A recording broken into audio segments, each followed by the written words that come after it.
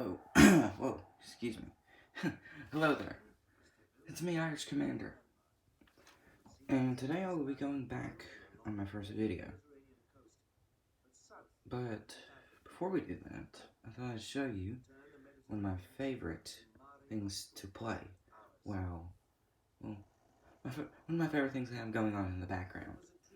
Now this is, let me see if I can, oh, hang on. This is World War II in color. Now, the episode I'm playing now is about the Mediterranean and the North African front. But those are my favorite fronts in the war. Well, that was my favorite front. But today we're going to be going back and looking at the map. And we're going to do an overview of the game today.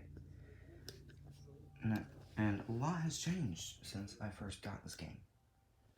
Like, a lot. You can see I have my militia. I got rail markers now. I have these. You probably don't even know what these are. Well, some people won't, but some people will. I've got different kinds of dice, and all of this is going to sound very confusing. At first, all of this is really going to sound confusing. But in order to understand how to play, you need to understand your country. And that's why, in preparation for getting the new map, I printed out, well, if I can get past my chair, I printed out full color. Alright. I printed out full color for every country, all the reference sheets. Every page, every single one's in there. I even threw in, well, there's USSR, but no, if I can reach it. I even threw in the neutrals, just because, well, it technically classifies, so I guess I'll throw it in there. But this book is what I'm going to be basing off of this first little segment in the video. The first segment is to understand your country. How do you win? This is a question I've had. For many people who have come to play my game, I've had the question, how do you win? And to put it simply, it's complicated. Let me open up my book here, and I'll grab, well, I have a country for my example, the United States. So, first things first, home country. Your home country is an important part of your country. Everywhere outside of your home country is technically considered a colony, or in a territory that's possessed, but not a part of your main country. For example, we're going to use the United States, and its home territory is the 48 states. You're probably saying, wait a minute, there are 50. Well, back in 1936, there was not. Alaska and Hawaii were not states yet. They were territories of the United States, similar to Puerto Rico. And here I'll grab another example. France, its homeland is the mainland. Everything outside of it is a colony or occupied territory. That's what it is.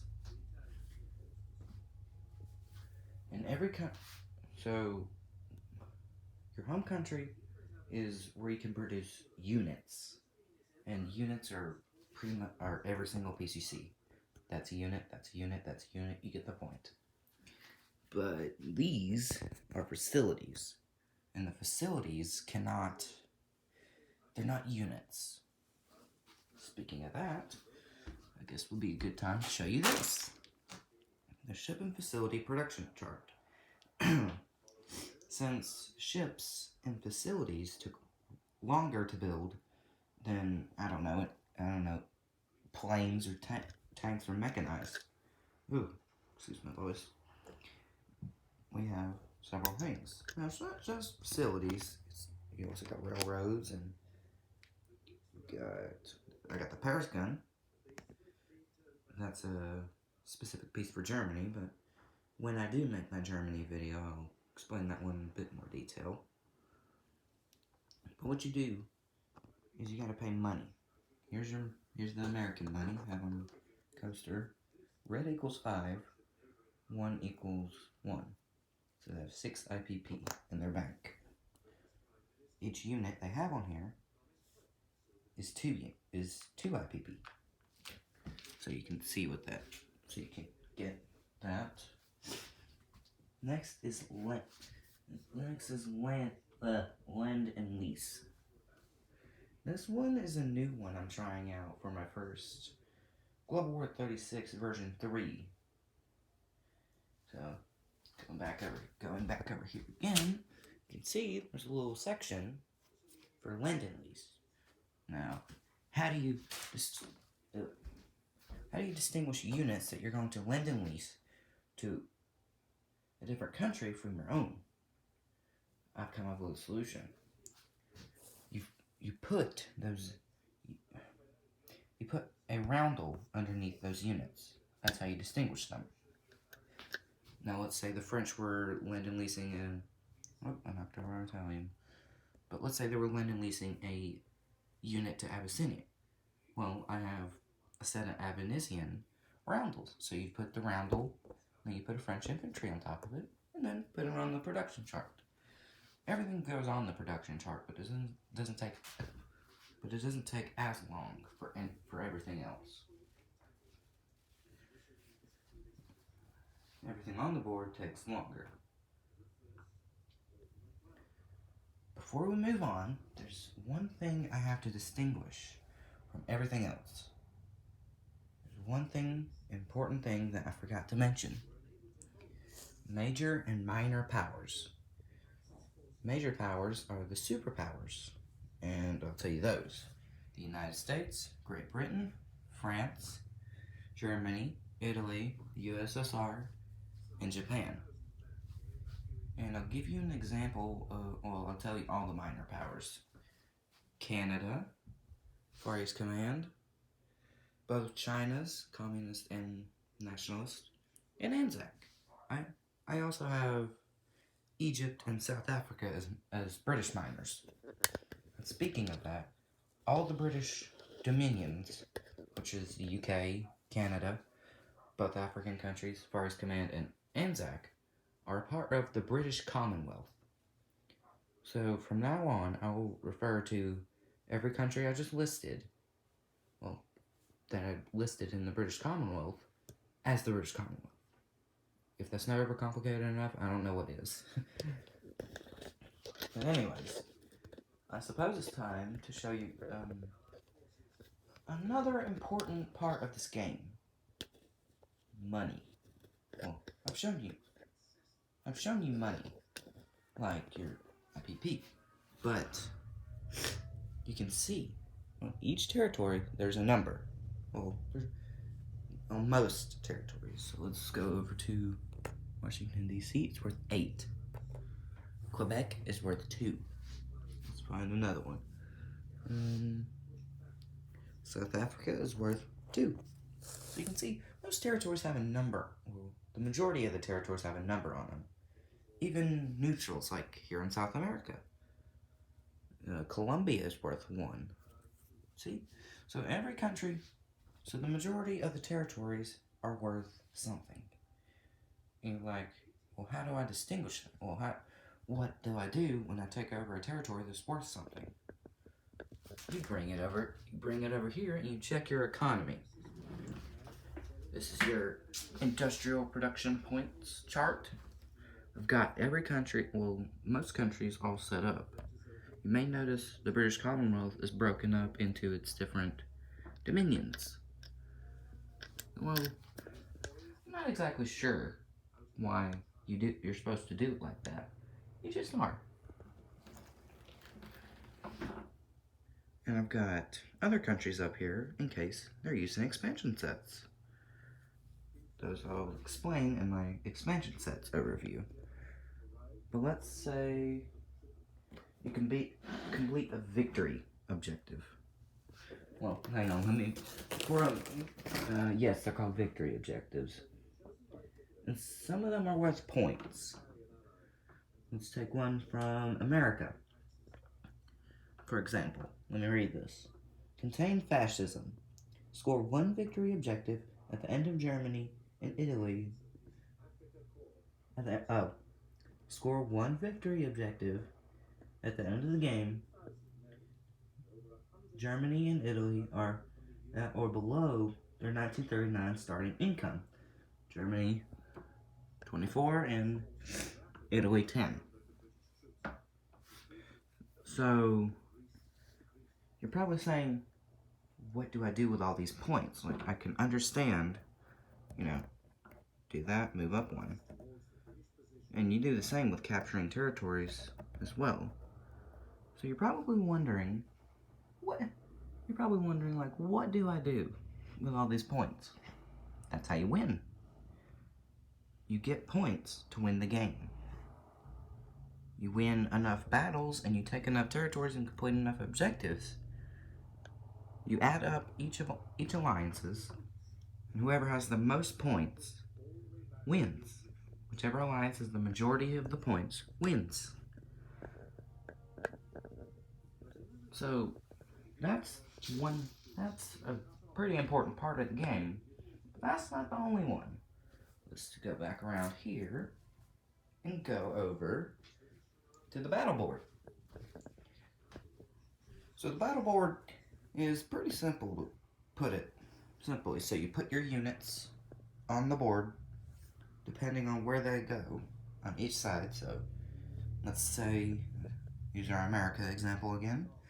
Let's say I was doing D-Day, for example. Let's say I was doing D-Day. So let me grab a couple of units here. Put those back in just a second. So here, I'll show you what to do. Put normal infantry here. Well, I don't need to tell you about every single unit, but I think you can get it. Heavy bomber, another infantry, motorized. So all these are worth 2.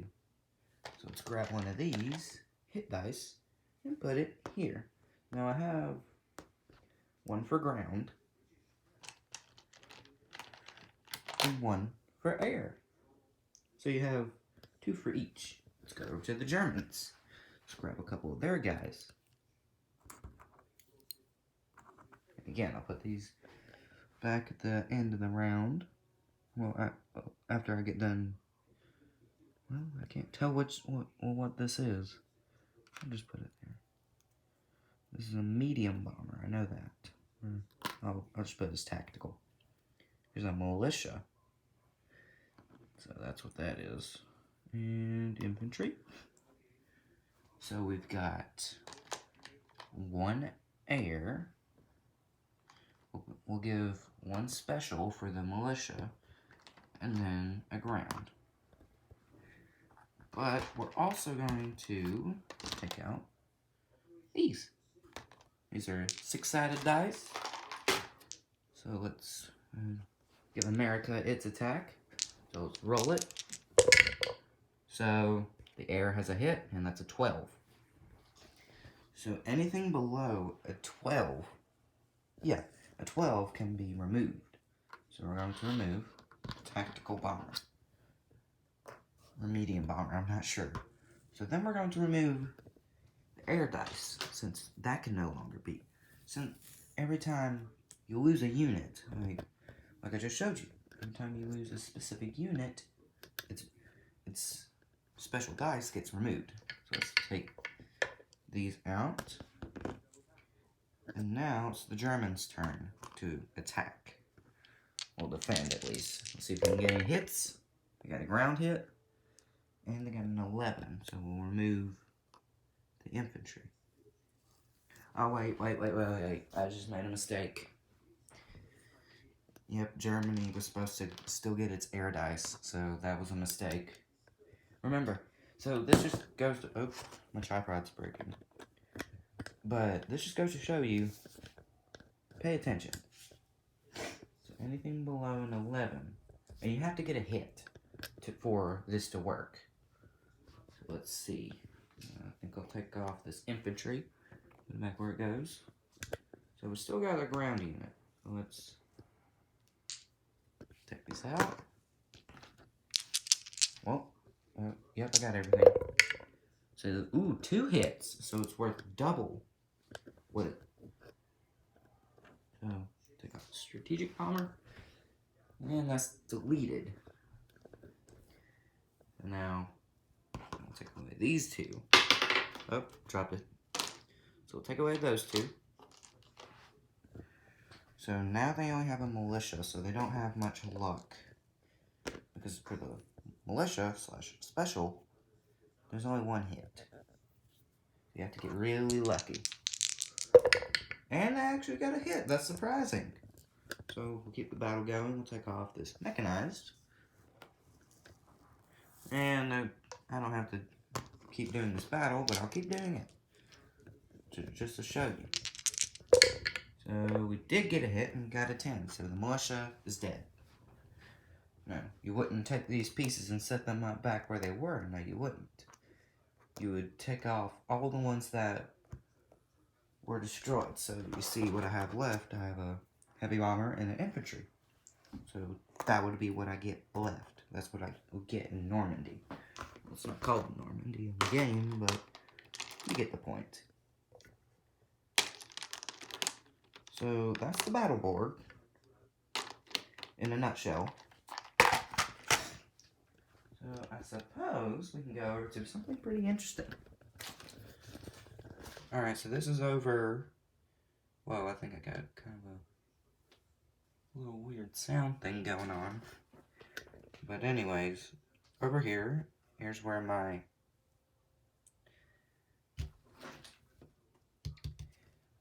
tech chart and diplomacy chart are. I also printed this off. Things to do on your turn, combat, non-combat, technology. So that's the role you do. That's the stuff you do. And at the beginning of the game, there's no combat except for in Spain. So that's something to keep in mind. Let's take a look at the tech chart. The tech chart is a very important part of the game. It's not as... It may not be as important as, say, the industrial production chart. It's not that important. So, let's see. Let me show you how this works. So each country has one chance to get technology. Even some of the British Commonwealth members. So, you see the numbers. You gotta roll that or above to get that technology. And I have a special dice for that one. A 20-sided die. Now, since there's not 20 technologies, if you get 17, 18, 19, or 20, you have to re-roll. So, I'll show you an example. So, we'll do America for number 4, jet fighters. Let's try that. Gotta take the... And let's see, what do we get? We got a 10, so we get it. So there you go, got a 10.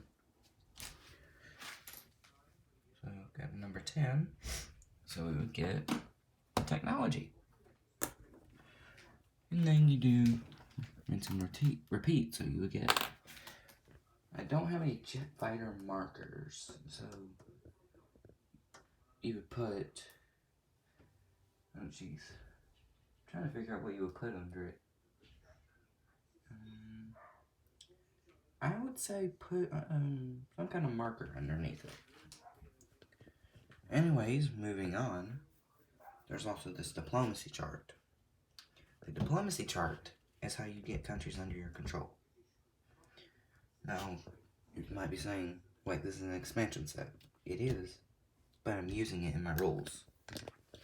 I decided to add it into my rules, just so that way it's much more realistic. So, let's try a different country for diplomacy. Let's try the aggressive USSR. So let's say we want to try and get... Let's say we don't want to continue on Mongolia. Put our roundel right there. And you have to roll a 10 or above. Again, back over here. I'm not going to bother with the dice tray. So we got an 8, so not have worked for the USSR, so they could. And one thing about this is you cannot do both diplomacy and tech chart at the same time. You have to choose one. So you either have to choose, you want to get another country, possibly get some points towards winning, or do you want to try and get some technology, which can help you, again, get some points. And this, it doesn't have any correlation towards the rules. I just put it in here. So this shows you the current winner of the game. So there's me, Irish Commander, and Rover, which is one of my family members who actually plays this game. And then I got 2 spots open currently. Yeah, I got 2 spots open for now. I believe we're about done here. Let me check my rule book for anything I may have missed. Besides the expansion sets, I think we're done. Now, the campaigns in Italy and China are obviously for those players specifically. And the Vichy French and the Free French. I guess I'll do those real quick. In Free France, let me show you.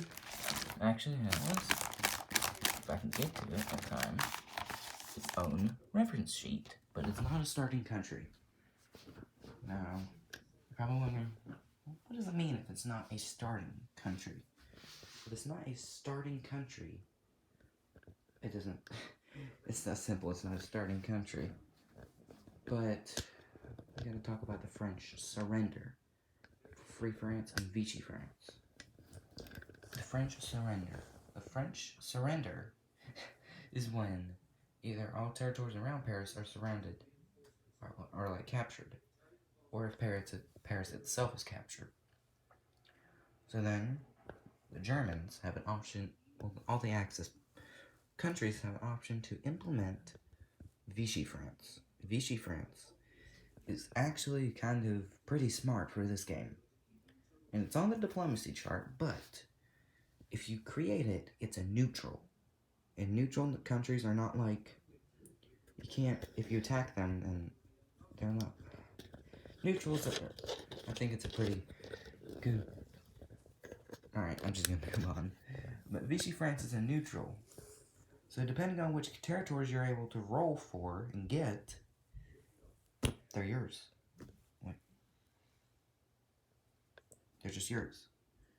And the Allies cannot attack them unless they get Vichy France on their side.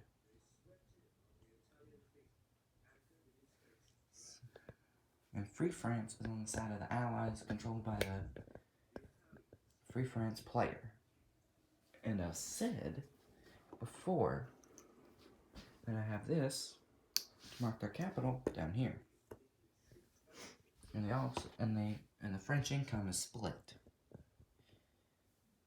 And one more thing before I go, because this video is about 25 minutes long, is you're going to roll a d12 for the territories and the Navy, so that will decide that. Anyways, I probably, after I finish recording this video, I'm going to start working on my expansion set video to kind of tell you what the expansion sets are about. A brief overview, if you will. Anyway, I've run my mouth long enough. This is Irish Commander, signing off.